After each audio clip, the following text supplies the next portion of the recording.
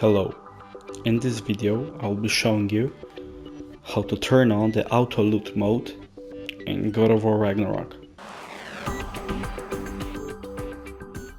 First, using the arrow buttons in the controller, navigate to settings, select with the X button, then navigate to gameplay, select it with the X button, then in the challenge level,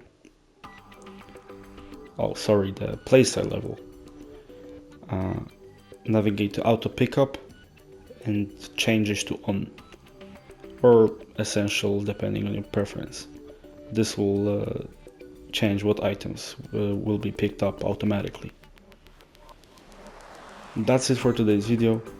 If you consider it helpful, maybe leave a like, a subscribe, and maybe leave a comment. Thanks.